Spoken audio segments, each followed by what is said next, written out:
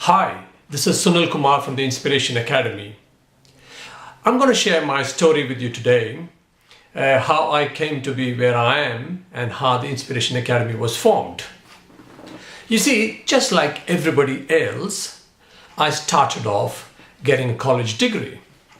I did my engineering and then I did my management degree, and like everybody says, get into a corporate and work your way up. And so I completed my studies and got into a multinational company, and like 99% of the population do, I started working my way up the corporate ladder.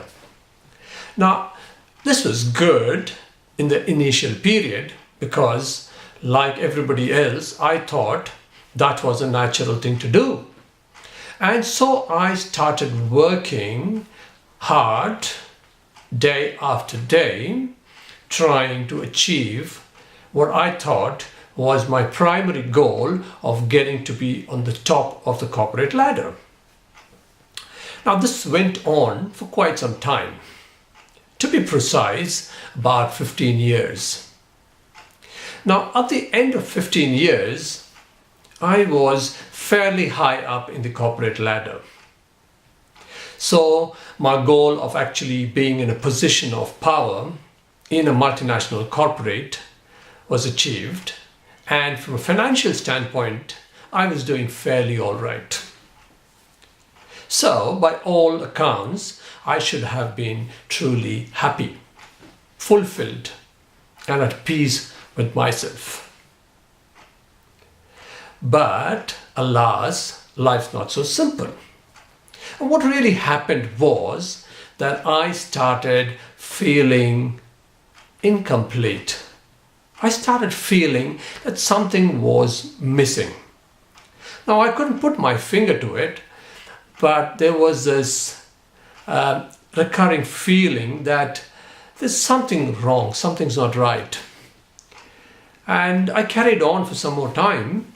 And I started really wondering, what's wrong? I've got to a reasonably good corporate position and I was climbing the ladder. And if I continued, maybe in a few years' time, I would be in the top rungs. And also I was doing financially reasonably well. So I should be, by all accounts, really happy and fulfilled, but I wasn't. So I started questioning. I started wondering. I started researching as to why is it that I'm not happy? What is missing? And then as I went on this journey of self-discovery, trying to understand what I really wanted, if I was not happy getting what I thought I wanted, then what was it that I really wanted? And so that led me to the process of self-introspection. So I spent a considerable amount of time trying to understand myself. And then I realized that I didn't know much about myself. Now, I've always been someone who's been interested in the paranormal, in the metaphysical, in the spiritual side of things, the abstract side of things. Even though I had an engineering background, I still was a person who thought that there was something beyond what science can explain by means of experiments. And so on this journey of self-introspection, I found something very, very interesting. And the interesting part was that I knew less than 5% about myself. And that actually stunned me. It really knocked me off my feet. I started thinking, how is it possible that we don't know ourselves? We spend so much time learning about so many other things around the world, including planets, including what's under the sea, what's in the North Pole, South Pole, places that nobody ever goes, we try and research. But we don't go inside and try and find out who we really are.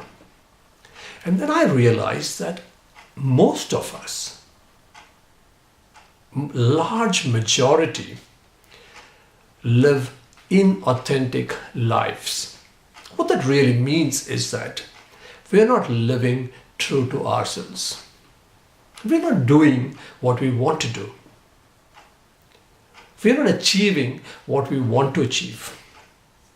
We're not being driven by our core values. We are living somebody else's life. And that's the fact of the matter.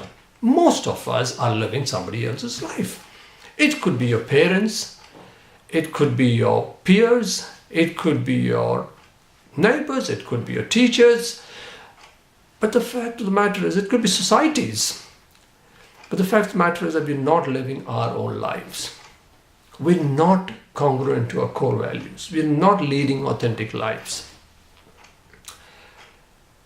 How do you expect to be happy in such a situation? We think we've got to achieve certain goals. And these goals are defined by the society, by what's happening around us. And we assume that these are the goals that we should also have.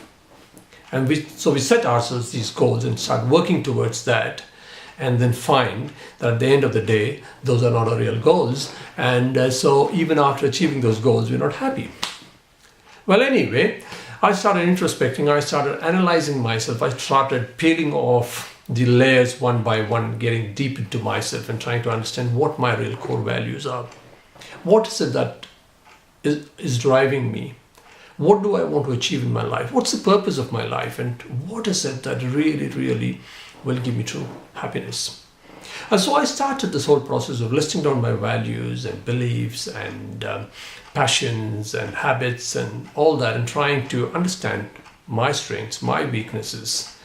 And then I started writing down my true goals. Because once I understood myself, I started with a blank slate. I said, I'm not going to look at what other people are doing or the world at large is doing. What is it that I want? What is it truly, truly is coming from deep inside? What inspires me? What motivates me? And that is what I wanted to do. So I set down my goals. And now these goals, because they were based on who I truly was, were what I call inspired goals. Now, when you have inspired goals, you don't need external motivation. You're inspired, you're in spirit, and therefore the motivation comes from inside. And this will go on. It's a constant motivation. It's never-ending motivation.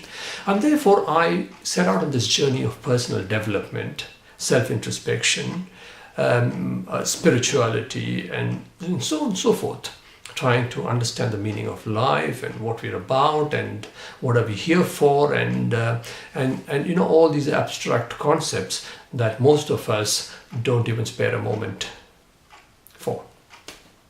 Anyway, I got into my own business, and I said this is something that I want to do because I wanted freedom. Freedom was one of my core values, and also some of the other values that I had ignored till then came into the fore and started working towards these goals.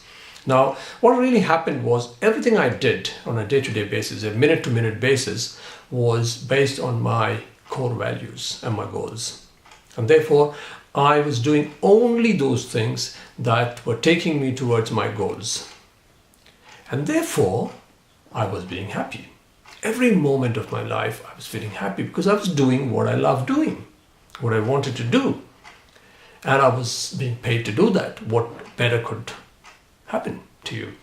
And therefore, I started doing my business and built up my business and was doing fairly well. And then I realized that I had to share these ideas, share what happened to me with other people, because it's so powerful. It can transform your life. It can transform your life from a regular, mundane existence to a powerful way of living, an extraordinary way of living that gives you happiness every moment of your life, where it's so fun-filled that you relish every moment. You wake up before the alarm rings and you're ready to get going, and you don't feel tired at the end of the day. Because why? Because you're doing what you love doing, and that's always fun, isn't it? And that's why I started the Inspiration Academy, because I felt that this is something that I need to share with as many people as I can. so that they can feel, they can enjoy, they can relish life the way I am doing right now. So, Inspiration Academy is an organization that really helps people to understand these concepts and ideas that one can implement in one's life and transform their life from from the regular rat race kind of an existence to something on an elevated level where life is a beautiful journey, a fun-filled journey. And so the primary objective of Inspiration Academy is to inspire and motivate people to transform their lives and lead peaceful and fulfilled lives. And this is really my passion, and I'd like to share these with as many people as possible through one-on-one coaching, seminars, and workshops. Thanks for listening to my story. Be inspired, be an inspiration to other people, and lead a happy, peaceful, and fulfilled life.